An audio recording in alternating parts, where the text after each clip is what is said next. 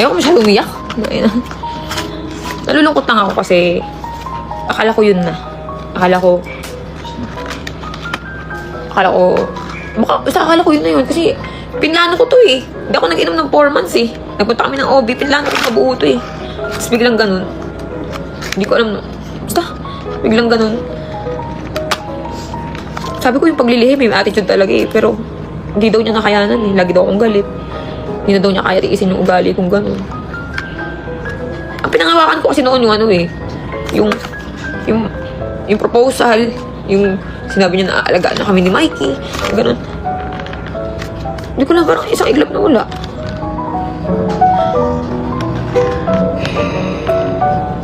Alam mo, parang mababaliw. Hindi mo alam kung saan ka kukuha ng lakas. Paano ka kakain. Alam mo yung gusto mo kumain pero di ka makakain. Gusto mo matulog, di ka makatulog kasi utak mo ikot ng ikot. Sabi ko sa kanya, tignan na lang niya yung bata. Eh, wala. Pagod na daw talaga siya. Bakit isang buwan pa lang ko? Ganun kabilis.